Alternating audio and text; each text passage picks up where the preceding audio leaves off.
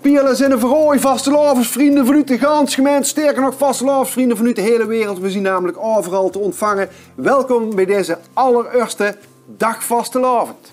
Ja, het is vrijdag voor vastelavond. De dag waarop iedereen alles in gereedheid brengt. Worden worstenbroodjes die gekocht worden.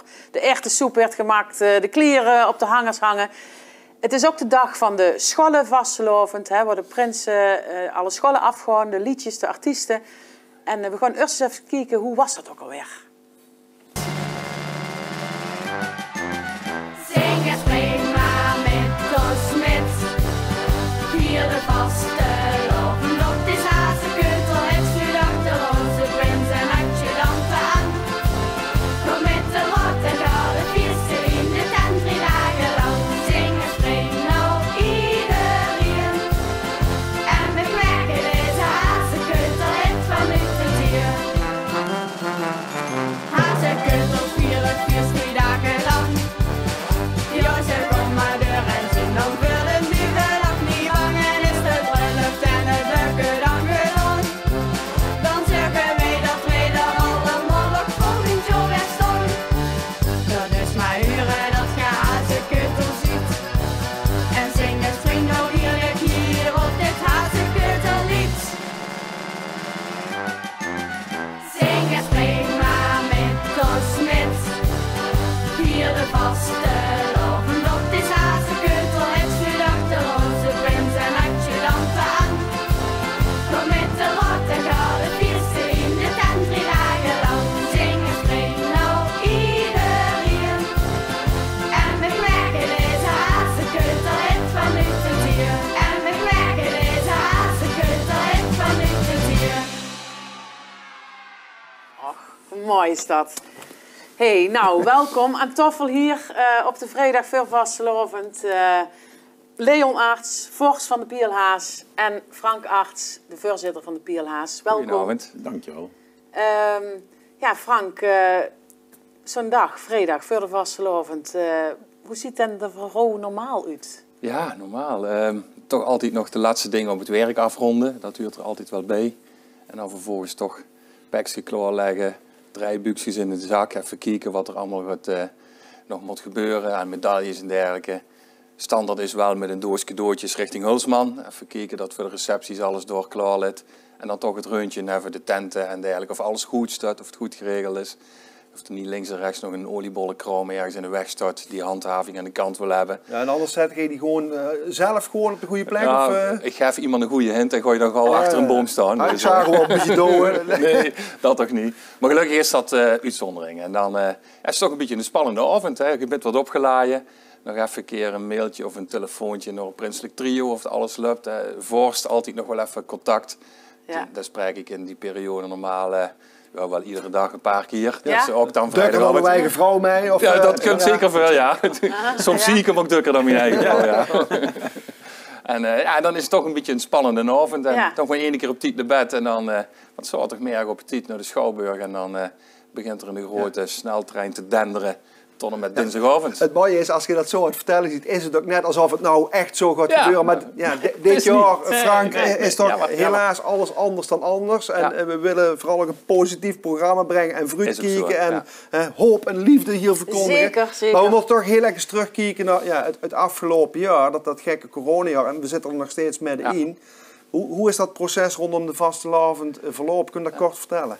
Ja, natuurlijk weer op een gegeven moment duidelijk dat die corona ons leven toch ging beheersen en dat er allerlei maatregelen kwamen. Ja. En we hebben eigenlijk voortdurend, daar komt het hele proces op neergekeken van ja, wat kan wel? En niet inderdaad negatief van het gaat allemaal niet en zo zit de Pielhaas niet in elkaar. En ik als voorzitter, als persoon al helemaal niet. Dus we hebben dat voortdurend gedaan. En dan komt het toch op een punt van, uiteindelijk bleek wel van er kan niet heel veel meer, maar je moet... was toen in het proces gezet. We gaan het grote feest, dat ging niet meer, dat was vrij duidelijk. Maar ons traditie en ons gebruiken, dat kan wel. Dus je moet dat scheiden. Nou, dat hebben we nog heel lang willen doen. We hebben proberen van alles te regelen in de weekenden wat wel ging. Ja, totdat het bericht van de veiligheidsregio kwam dat alles wat met Vastenhoven te maken had, je geen evenementenvergunning zou krijgen. Ja, toen was het en wanneer klaar. was dat in het jaar precies? Wanneer dat was begin oktober. Ja. Begin oktober. Maar goed, ik kan me ook voorstellen dat je het beter dan kunt huren. Dat ja, er een beslissing gemaakt kan worden. Maar er is ook voortdurend in die periode vanaf de zomer is ook bijna wekelijks contact geweest met de burgemeester om te overleggen. Ja.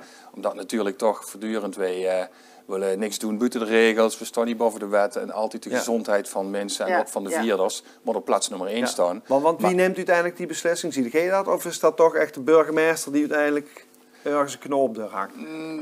Qua vergunningen de burgemeester, daar gaan we niet over. Maar om dan de stekker uit het Vastenhovensgebeuren te trekken, dat het dan niet alleen ik, maar het bestuur van de Pierlaars gedaan. Ja. En hoe voelt dat als je dat was ik ken hem ook wel langer dan daar heb ik denk ik boekpijn van gehad. Daar heb ik een flink boekpijn van gehad. Want we waren ook samen met Forst Leon, zien we ook enkele weken echt op tour geweest naar de Vorsterhout, naar de SLV-verenigingen. Tot in Maastricht toe hebben we in de grote zaal nog een hele discussie gevoerd. Om het vooral door te laten gaan in de vorm van denk aan de tradities, dat je wel dingen... Kijk nou eens met z'n allen wat wel kan en niet hangen wat niet kan. Hoe leefde dat in Limburg? Waren er verschillen? Dat was een bijzondere avond. Het is een pure vast lachen. Dus, dat was een hele bijzondere avond. Ik heb niet het idee dat iedereen op één lijn zat. Nee. Het was heel bijzonder. Ja. Eigenlijk, er was wel wat gesprekken geweest, want zo gaat dat, hè, als je een beetje op dat vlak bent. Ja. Dus ik wist met name dat de Forst Joekjes, Roel Versleijen van Jokes Venlo, zaten op de lijn van de Pierlaars. Dus we hebben dat verhaal een beetje aangekaart. Nou, we kregen Roemunt met, Dirk Fransen heel erg. En de Tempeliers uit Maastricht, die zaten ook op die manier te denken vanuit wat wel kan. En lot aan de mensen hebben misschien juist wel nodig dat er wat leuks georganiseerd werd in deze donkere tijden. En eigenlijk alle andere verenigingen die bleven hangen in van we hebben niks te bieden. Het gaat niet. Dat hebben we heel druk gehuurd. Het gaat niet. Ja, dat was... Het gaat niet. Kunnen we gooien welk dialect het was, dan weten we over welke deur of welke plaats of dat is goed. Hey, maar als Frank, even dromen, hè? Want we gaan dadelijk ook naar 2022. Zo is dat. Ja. Hoe ziet de vastelavond er dan uit? Dan ziet hij er gewoon schitterend en flonkerend en briljant uit. Ik denk dat deur naar volgend jaar. Wat zie je dan voor jou? Ik zie dan veel mee dat mensen toch wel blij zien dat het kan. En mensen gewoon toch juist zich extra uitdossen en extra uitbundig laten zien dat de vastenavond in Hielrooy dat die toch leeft. Daar ben ik van overtuigd dan. Het zal wel moeten opbouwen en op 11/11 gaan we al beginnen. Dan moeten we toch aannemen dat we weer wat kunnen. Daar ga ik eigenlijk gewoon vanuit. Dat dan net wel lang zat geduurd. En dat zal al net wat groter zien en wat meer gaan gebeuren. En de mensen die nou een jaar een beetje thuis op de bank ook naar dit soort programma's moeten kijken in plaats van te sjoenkelen. Meugen kijken, sorry.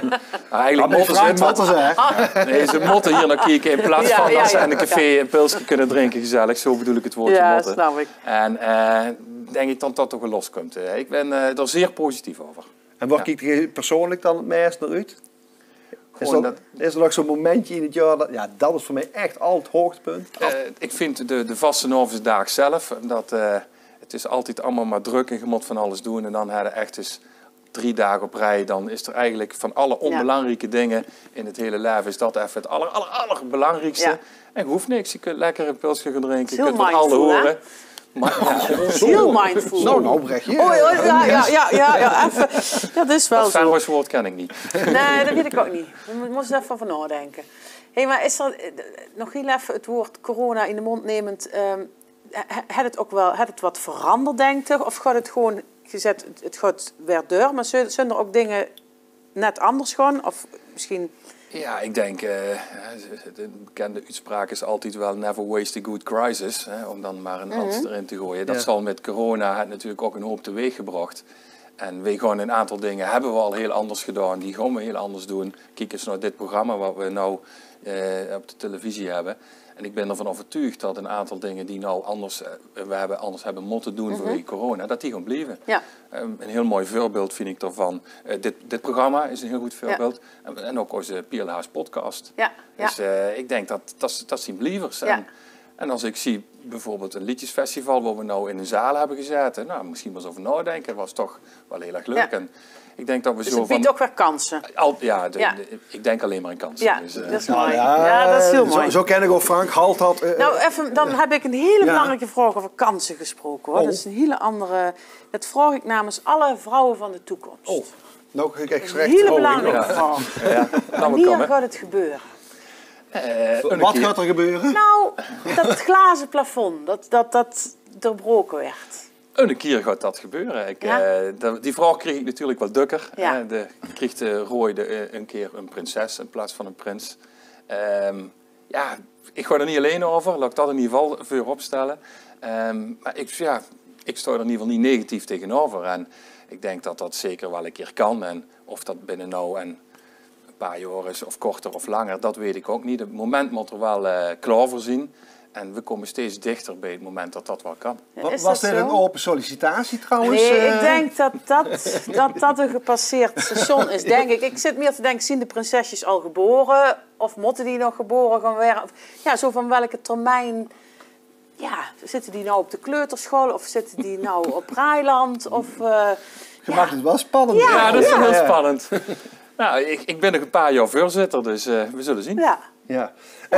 Nou, we gewoon terug naar dit jaar. Ja. Ik hoorde ook straks ook zeggen, we moeten kijken wat er vooral wel kan. Zo is het. We zitten nu op vastelavond. Dat is eigenlijk nog geen vastelavond. We zitten op de vrijdag voor de vastelavond. Ja. Wat zullen wij nou als pielhazen de komende dagen gewoon praktisch kunnen doen? Heb je nog een idee wat we meteen kunnen doen, Frank? Ja, zeker als van alle dingen. Je kunt dit programma de hele tijd kijken. Ja. Er komt een vastenavondsmis, gaat er komen. Ja. Zondagmiddag om 9:30 gaan we die zeker doen samen met Deke Smeets. Op zaterdagavond komt er een geweldig leuke vastenavonds pubquiz met een hele mooie prijs. Dus morgenavond allemaal kijken. Morgenavond allemaal kijken. Ja. Je kunt over vastenavonds kennis testen.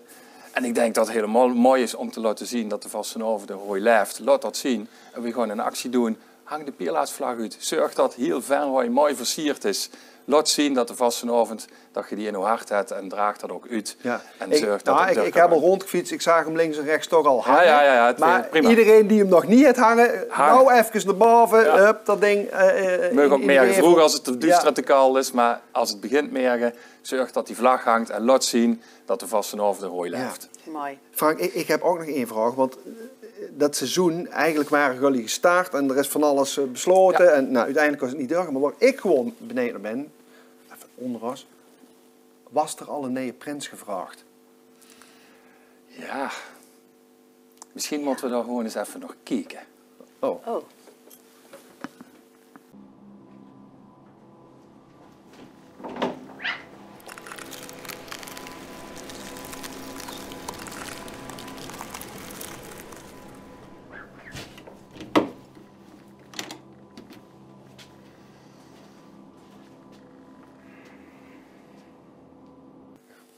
Oké.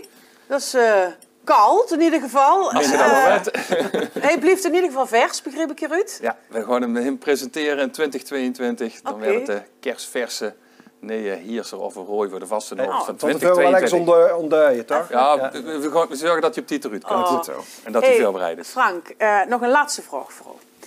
Stel voor, je had een motto mogen bedenken voor dit jaar. Oké. Wat zou uw motto dan zijn geweest?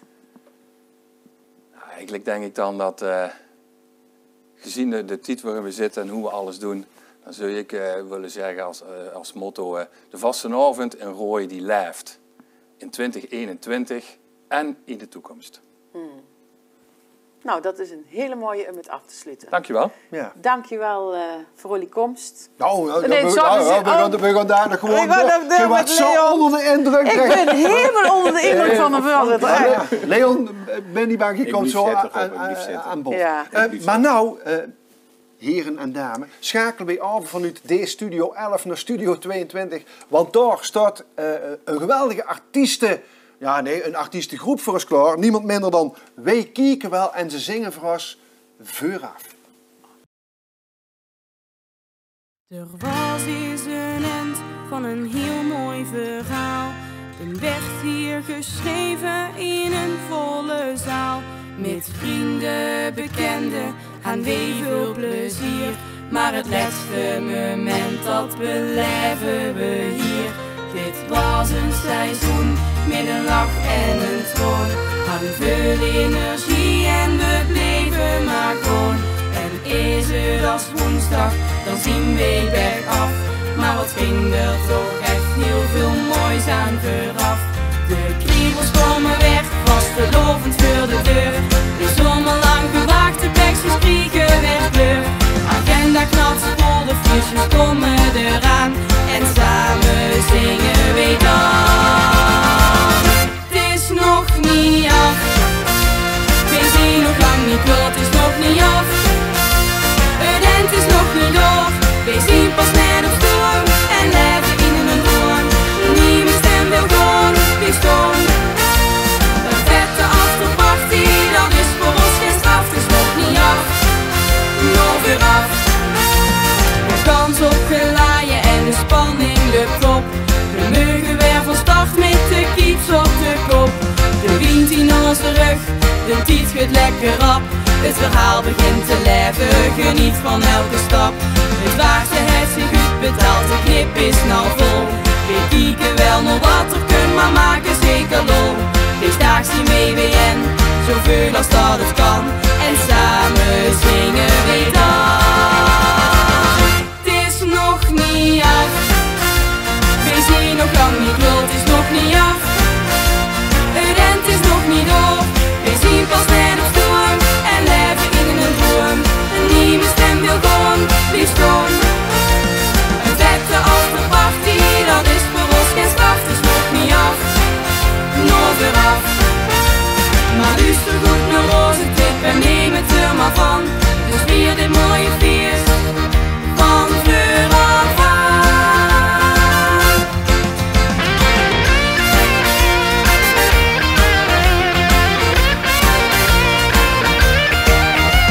We zien pas net op storm en leven in een droom. Niemand stem wil gewoon, die storm. Een vette afterparty, dat is voor ons geen straf. Het is nog niet af, nog weer af. Het is nog niet af. We zien nog lang niet door, het is nog niet af. Het eind is nog niet door. We zien pas net op storm en leven in een droom. Niemand stem wil gewoon, die storm. Een vette afterparty, dat is voor ons geen straf. Het is nog niet af, nog weer af. Ja, pielhazen, pielen zin. Het is duidelijk, we zitten op de vrijdag voor de vastelovend. De dag dat we ons allemaal voorbereiden op dat prachtige feest, normaal gesproken. Waar ik trouwens benieuwd naar ben, hoe zou vriendengroep VC het Centrum dat eigenlijk doen? Kijk eens met. Dit is in de klomp. Ja, dit is Funs in de klomp. Die heb ik nog allebei. We schreven al de namen erin, want dat kost niet anders. Want al die klump die leken natuurlijk op elkaar, maar iedereen zijn eigen maat. En we gingen al naar Jeuken in Leunen. En dan gutste altijd heel mooi die vreven uit, want niemand kon op klump lopen. Dus dat weer mooi uitgegutst, dat die klump echt op maat gemaakt werd. Dat waren echt maatwerk klump. VC het Centrum, ja dat zien wij. Wij zien VC het Centrum, dat is in, ja dan moeten we even kijken wanneer dat was. Maar dat was volgens mij rond, we doen dit nou een jaar of 40, Ton denk ik. Ja, vanaf 1980, 79 zo'n beetje is dat begonnen. En toen woonde Frank Jansen, dan woonde in het centrum. Ja. Frank, dan woonde in het centrum. Gouden Leeuw. En toen, ja, dan moeten we een naam hebben. Ja, dat is dan handiger. Ja, we komen bij elkaar in het centrum. Ja. Oh. Ja. Nagenoeg. Ja. Nagenoeg hetzelfde. We hebben natuurlijk, het is vastelovend, het is een lach en het is een traan. Maar dus de fun is er niet meer bij. Nee. Ja, fun dan moeten we nooit missen. Ja, want, Fun was ook wel altijd iemand met ideeën.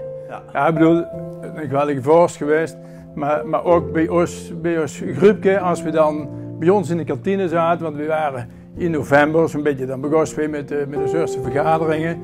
En er werd eigenlijk vooral wat gedronken en vurgen al de hoert en zo, met weinig ideeën. Maar ja, dan begon zo in december toch een beetje zijn tijd te dringen. En dan zeiden we, nou werd het toch tijd dat we nou een keer spijkers met koppen gaan staan. En dan kwamen we er niet uit en dan zat Fun aan de kop van de toffel en dan moemelen wat. En dan zei hij, als we nou eens dit gaan doen. Nou, en hop, dan hebben we het idee. De techniek, dat is bij ons, er werd altijd een prototype gemaakt en dat is meer Bart en Ton, die dan beginnen. Kijk, dit is bijvoorbeeld zo'n prototype. Dus dan denken wij weer Popeye. Ja. En als je Popeye ziet, dan denk je alleen maar aan één ding, dat is dat bulletje in de wang. Dat is het piepje. als dit, het welke in de wang en dit. Want dat is Popeye. Dus ja, toen zien we, deze erm die komen uit een of ander atelier van in Utrecht, het Bart die opgehaald. Ja. Van die erm. En daar ging dat pak van Popeye ging door hem heen. En dan hadden 3 erm.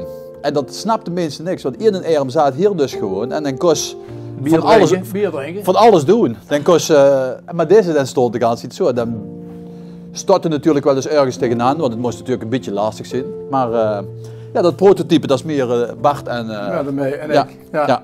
En dan werd er gefrot en gebogen en dan moest dat natuurlijk een beetje fatsoenlijk zitten. Dan moest er een beetje tape hem in en ja. En dan werden er stickers gemaakt en dan... Nee, er zitten een paar dingen belangrijk bij als pak. Ja, dat moet niet een paar dingen. Het moet lastig zijn, voor onszelf en voor anderen. Het moet blote kuten hebben, want de kuten moeten bloot zien. Hè? Klump is belangrijk, die zien ook, daar zien we met begonnen, de klump. Toen we Obelix pak hadden. Want toen kosten we de veters niet strikken. Maar toen kost je niet zoiets bukken dat we... Nee, kost je niet bij. Nee. En als je s'nachts... Dat is het ontstaan van de klomp, ja. En als we s'nachts thuis kwamen, dan waren natuurlijk allemaal die tempingsbulks allemaal naar beneden gezakt. Dus die kosten gaan niet uittrekken. Dus dan leg je het thuis in de kamer, op de rug, en dan de bier omhoog, en dan schudden, totdat je genoeg groente had. En dan kost het weer uittrekken. En dan daags dan weer aantrekken, en die bulkjes weer goed doen, en dan gingen we weer. Ja, de kracht eigenlijk dat wij dit 40 jaar zo kunnen doen en hebben gedaan. En de komende 10 jaar nog gaan doen. We hopen te blijven doen. Want we zien nou 60ers aan het werk. Zien ze al allemaal 60? Nee. Beter niet. Oh nee, bijna allemaal 60. Bijna allemaal 60. Maar we doen dat minstens nog 10 jaar. We gaan hier gewoon met deur, want ja, drie dagen kan het niet te maf, hè. En dat is eigenlijk de kracht. De kracht dat wij dat kunnen, is dat wij veel van elkaar kunnen hebben. Denk ik. Maar ook dat we elkaar ook aanvullen. Ja. En respecteren en kritisch benaderen dat ook wel. Zo van wat doen we wel en wat doen we niet. En dat is een bepaalde chemie, is dat ik denk dat je door de jaren heen dat je... Goed ook naar elkaar toe. Dat wel ook nodig hebt. Dat je, want dit gaat allemaal niet vanzelf. Ik zeg wel vastlopen is afzien. Want het is ook een stuk afzien. Je hebt veel meer schik tijdens de voorbereiding als dat je... Nee, net zoveel. Met de voorbereiding als dat je met vastlopen zelf hebt. Maar er komt er wel op punten dat je zegt van... God, maar gaan we nou linksaf of gaan we rechtsaf? Doen we dit wel of doen we dit niet? Nee.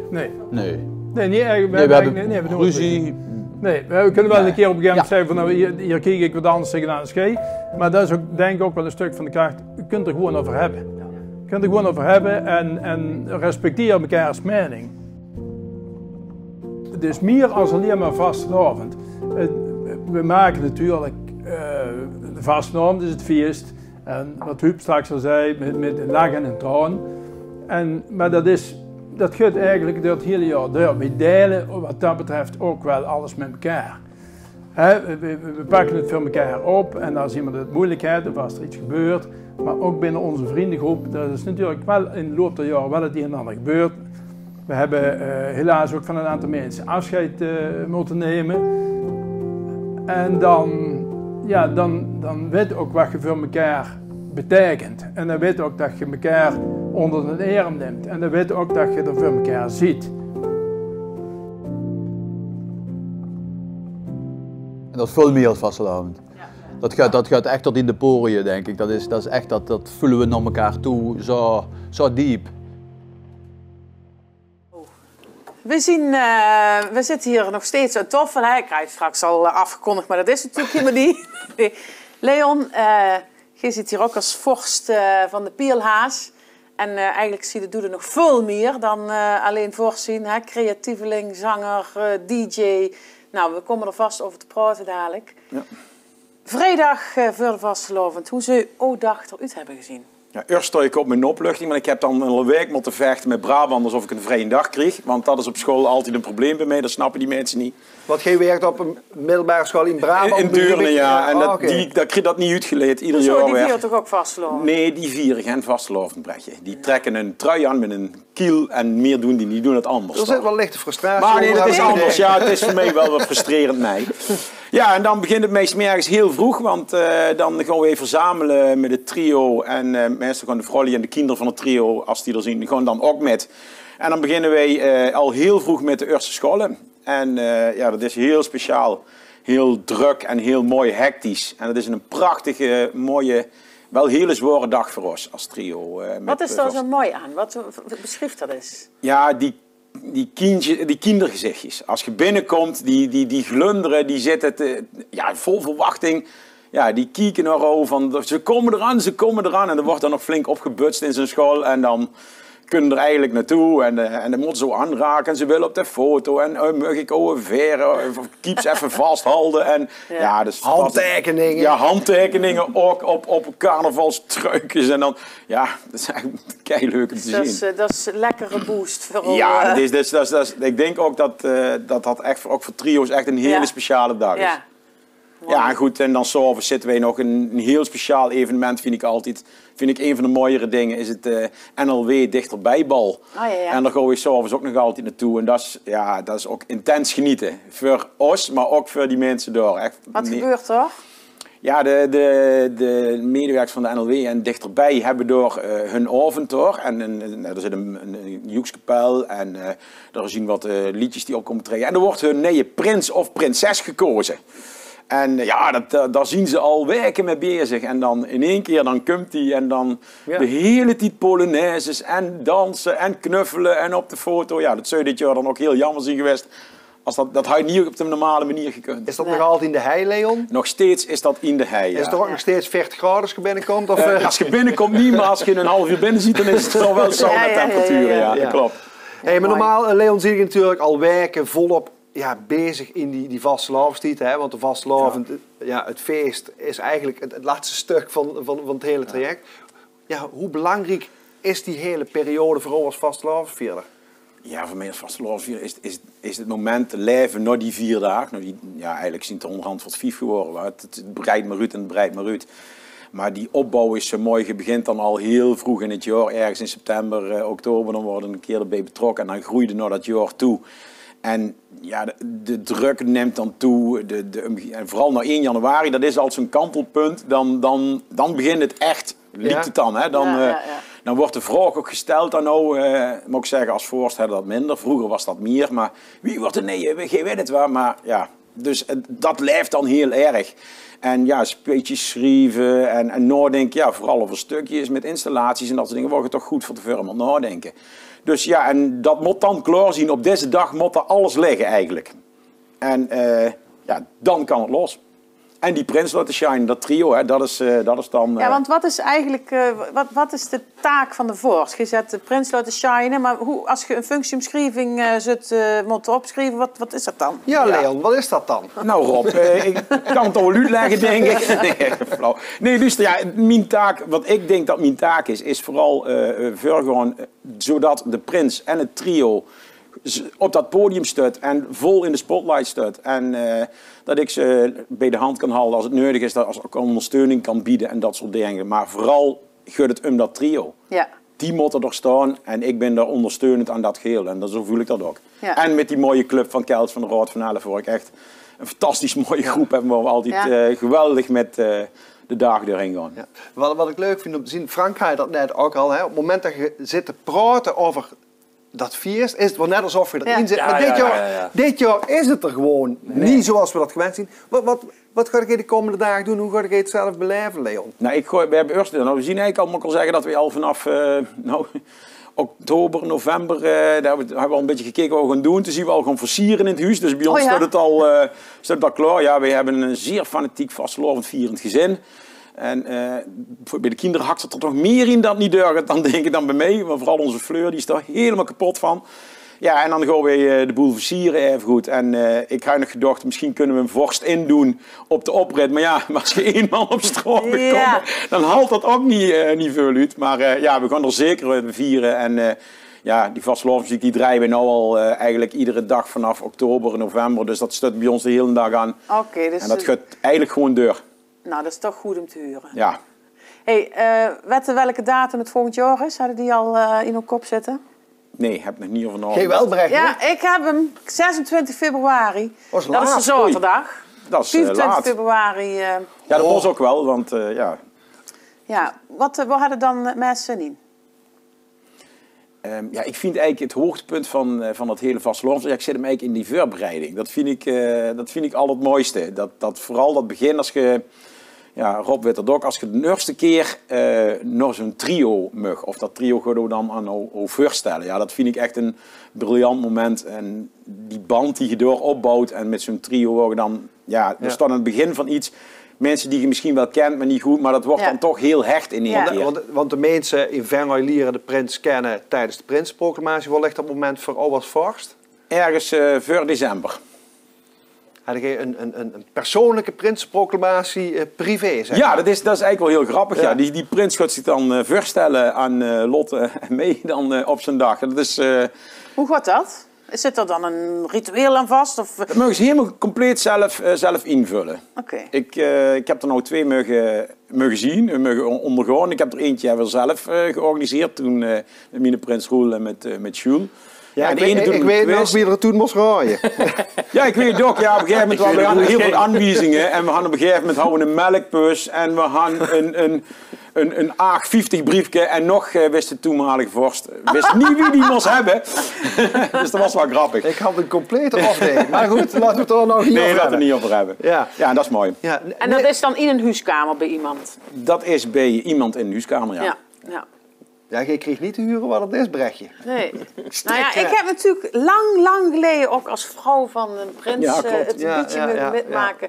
Hoe dat was. Ik weet niet hoe lang dat geleden is. Maar laten we dat ook vooral voor alle aankomende prinsen. Gewoon geheim. Want dat maakt het zo mooi. Dat is heel bijzonder.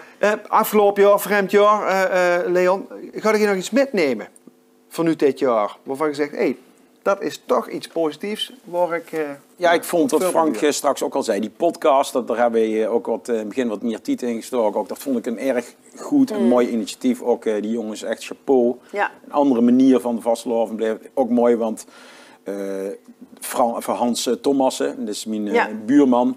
Ja, wat is dat dan, een podcast? Ik zei, nou, dat is...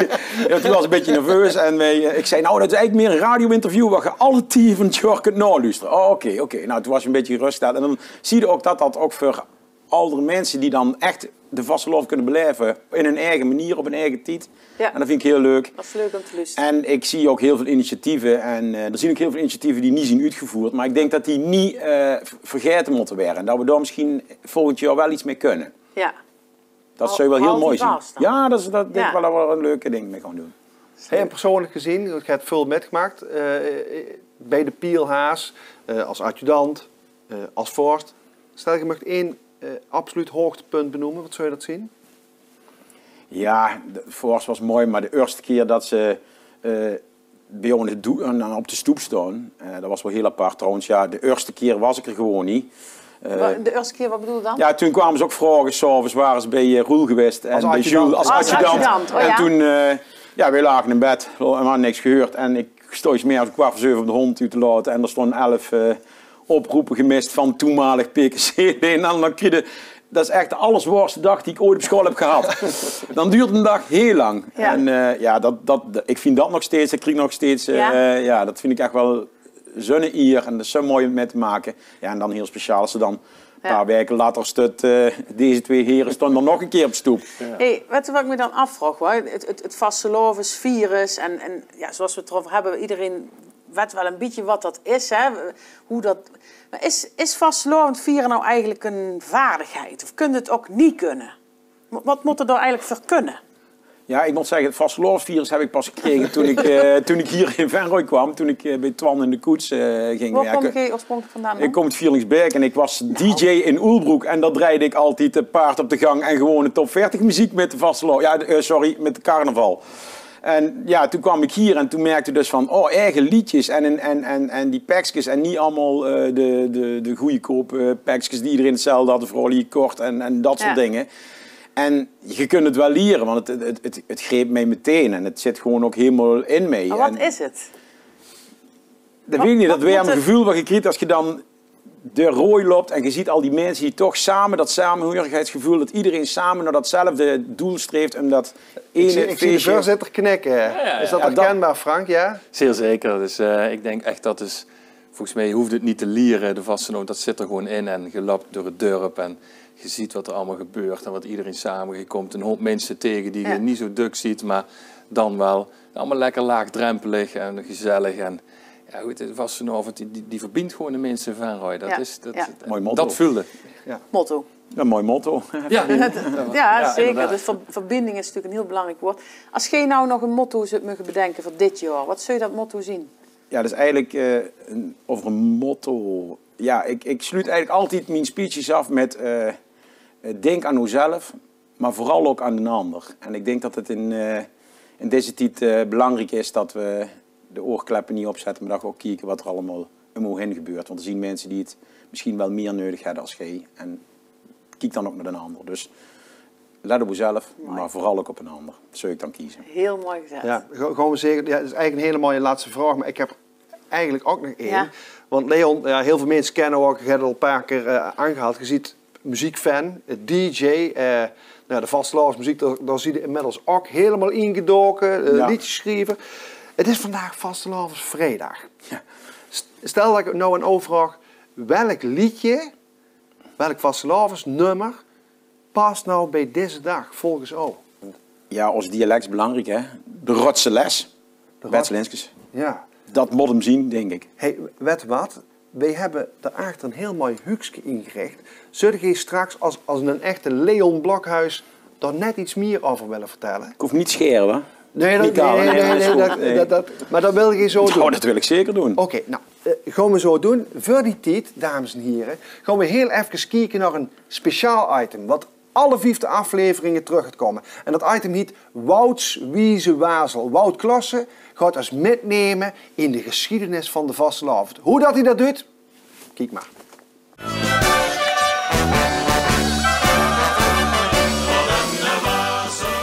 Beste vastelovensvierders, uw Schans gemeente. Welkom bij het stukje vastelovensgeschiedenis van Venray. Mijn naam is meester Klasse, ik weet niet baar veel en van lieren doet er voor mij in feite ook geen zak. En toch vind ik het fijn dat ik jullie vandaag een stukje mag gaan vertellen. De Piela's hebben mij daar speciaal voor uitgenodigd. Beste mensen, jaarlijks mag op vastelovenzondag voor de aanvang van de hommes, dat is de hoogmis op vastelovenzondag, 's morgens in de grote kerk, in de Sint-Peters-Bandenkerk, dan mag de ceremoniemeester kort een verhaaltje vertellen. Dat gebeuren is ter ere van onze vorst Karel. En vorst Karel Wijnen, dat is een mens die veel betekend heeft voor de Rooise vastelovend en daar leggen we dan een krans voor. Dit evenement gebeurt altijd voor het beeld van vorst Karel. Dat ding staat voor het meest afzichtelijke gebouw van het centrum van Rooi en tegelijkertijd ook voor de café De Klokkenluider. Nou, dat is een prachtige locatie waar je op zondagmorgen altijd allemaal welkom ziet. Als je zult willen komen kijken, vroeg u te veren, maar je krijgt wel wat moois met. Normaal gesproken gaan de geluidsgolven van dit fragment niet weer als aan de ene kant de pomp midden op het plein en aan de andere kant de trappen van het Algemeenhuis. Maar dit jaar, speciaal vanwege de situatie waar we allemaal in zitten, gaan we de geluidsgolven over de ether verspreiden. Woon de wiet in de Butingen, dan kunnen door de glasvezelkabel ook van dit top-evenement genieten. Bart Lemme, dankjewel jongen, dat was onze reclame. Ik wil geen betaald in horecamunten en als het even kan, geen rekening. Denk eraan. Meester Klasse had er bar veel zin in en ik hoop jullie ook. Trek een mooi pakje aan, of misschien hadden dat al. Vaar je eigen neer op de bank. Pak uw toekdoers in de hand. Doe hem nog even als het gaat wat harder. Zorg dat je op oppasmechjes gebeld hebt en uw kinderen dadelijk kunt laten ophalen.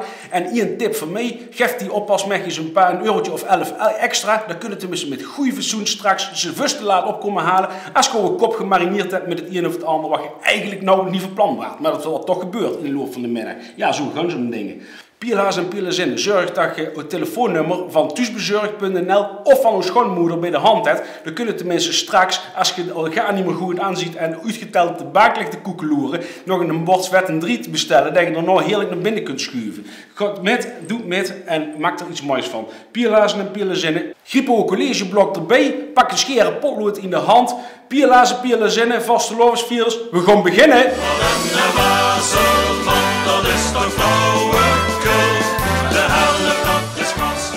Beste vastelovensvierders, ons eerste les gaat over vorste Karel. Vorste Karel, dat is niet voor niks dat onze oervorst in Venray ook vorst Karel liet. Want de beste vastelovensvierders, de meeste Karels onder de Karels, die hieten niet voor niks allemaal Karel. We zullen denken, misschien gaat het over Karel van Daal, maar ja, daar slaan we vandaag mooi over. Wie we wel gaan doen, om te beginnen, is Karel de Grote. Charlemagne, Karel de Greuze, Karel de Grote, een koning, een keizer, een mens en alles bereikt dat wat je kunt bereiken. Hij weer op eerste kerstdag, niet zomaar een dag, in het jaar 800, weer de mens gekroond tot keizer door de paus in Rome. Jongens, de mens was oorlogsheld, dan was veldheer, dan was hij in een grote dom gebouwd in Aken. Denk aan Oost-Vastelovische cultuur, ik kom er zo meteen op terug. En niet vergeten, daar kom ik daar ook nog wat op terug, deze mens is 5 keer getrouwd, hij heeft 5 vrouwen en 3 buitenvrouwen. Nou, als dat geen echte vorst Karel is, dan weet ik het ook niet. De tweede Karel waar ik hier wat over wil vertellen, dat is vorst Karel de Stoute. Ja, Karel de Stoute. De mens was van 14 3 keer 11, 1433, tot 14 7 keer 11, 1477, was dan hertog van Bourgondië, van Brabant, van Limburg en van Luxemburg. Dat schennik was, en niet vergeten, 3 keer getrouwd. 3 huwelijken. De volgende Karel, daar ik iets over wil zeggen, is vorst keizer Karel V. Keizer Karel V was keizer van het Heilige Roomse Rijk. Een Habsburger. Dat moet niet waren met een hamburger. De mens was tot 5 keer 11, 1555, heer der Nederlanden. En een echte koning. En wat een echt een schurfthegel en hij, dat was opkomend protestantisme. Bah, daar halen we hier niet zo van. Hè. Karel V was bekend om zijn amoureuze escapades. Hij had ontiegelijk veel minnaressen. Er zijn er een aantal van beschreven en nog veel meer die we gaan niet weten. 2 daarvan spelen ook een ontiegelijk belangrijke rol in de latere geschiedenis van Nederland. Maar dat terzijde. Evenals trouwens ons woord keizer, dat komt van keizer, van Caesar. Daar kom ik later ook nog wat over te vertellen. En de naam Karel is zelfs zo vereenvoudigd geworden met koning. Dat via het Russische Karol, Karol is Russisch voor koning, dat de naam en vorst Karel en koning gewoon eigenlijk hetzelfde betekent. Jongens, koningen Karels zien veldhieren, keizers, schuinsmarcheerders, Bourgondiërs, Limburgers. Ze hebben alles met het getal 11 gezien. Het zijn levensgenieters. Ze lusten hem nogal geer. Karel de Grote, in ieder kasteel wat hij de mens wijn. Wijn op voorhoud. Onze vorst Karel heet Karel Wijn. Dus daar zit gewoon een rechtstreekse link in. Vergeet het niet. Op ieder feestje, in iedere uithoek in de tijd van de vrachtwagens, hij dan al in Noord-Europa wien. Jongens, daar gaan we iets over zeggen. En dan onze Venrose vorst Karel. Karel Wijnen, de mens, geboren op 11 maart. En een mooie dag, 11 maart. Geboren in Bergen aan de Maas. Dus daar kwam hij niet van Venrooy.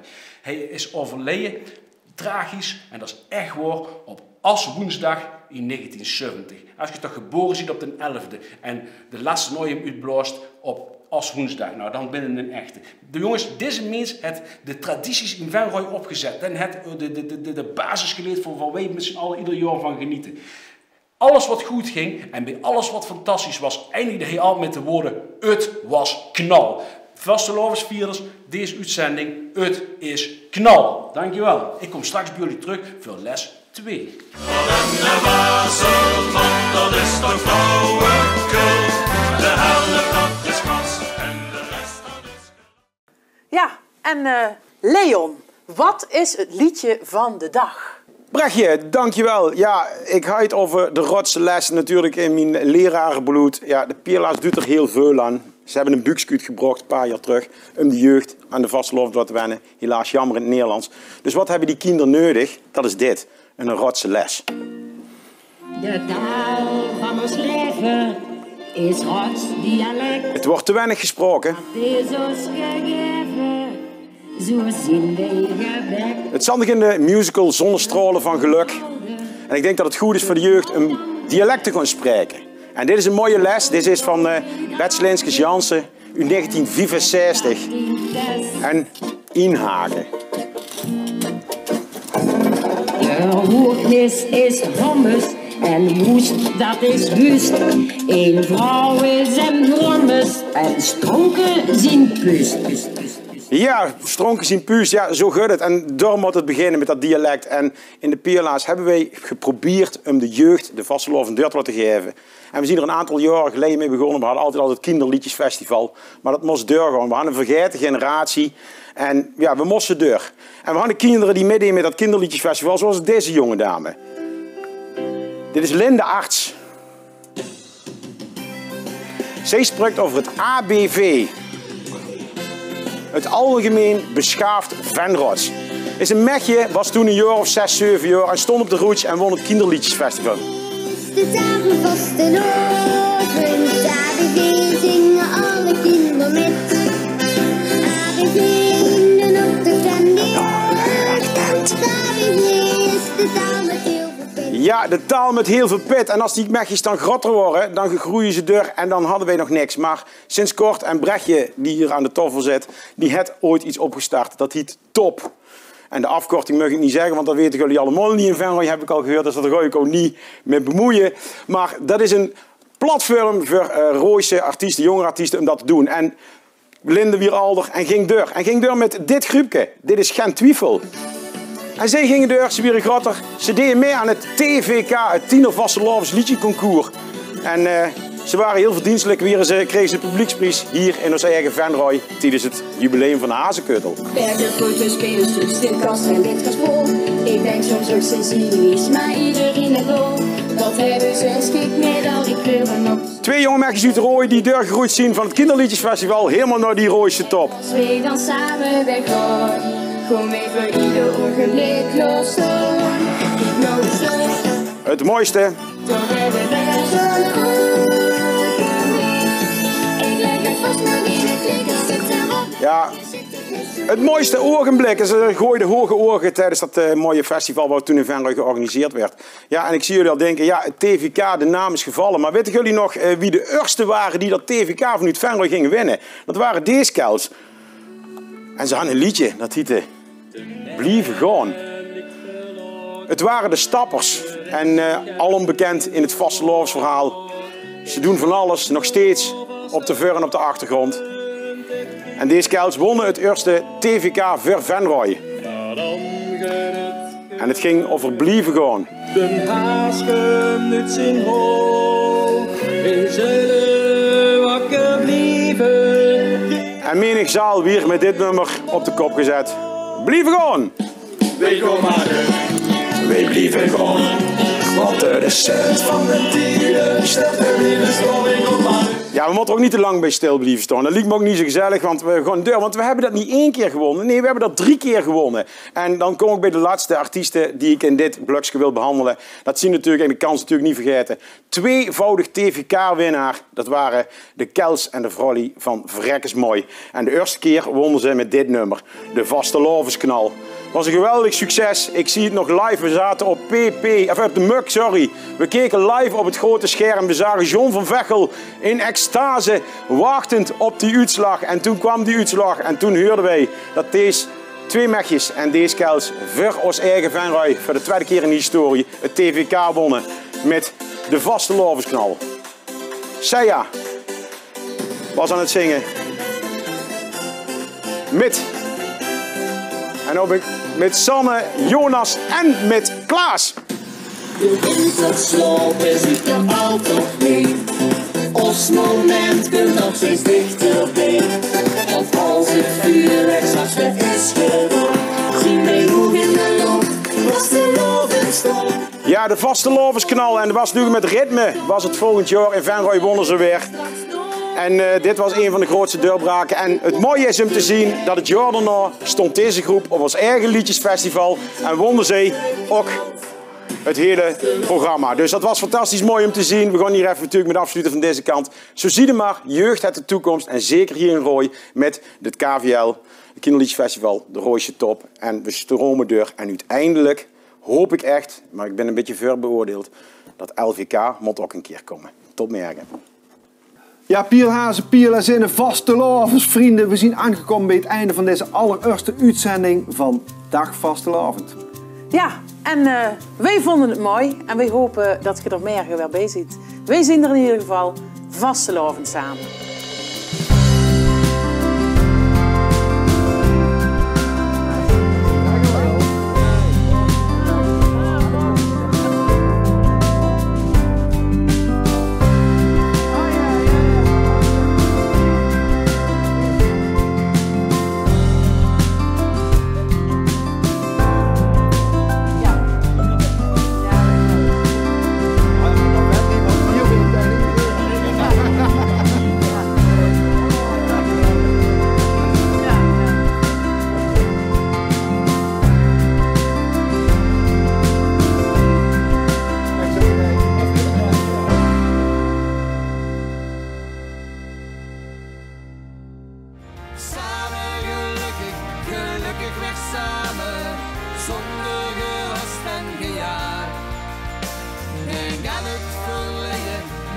koester het heeën en vier de belangrijkste dag. Smekt altijd naar meer. Als ik vastelavond hier weer dansen en kwatsen, blief zingen, maak fratsen, het glas op zijn minst half vol. Het bier in het leven, het viers met de geven, ja los weer dag lang in rol. Samen gelukkig, gelukkig weg samen, zonder gehast en gejaagd. Denk aan het verleden, maar koester het heeën en vier de belangrijkste dag, dat is vandaag.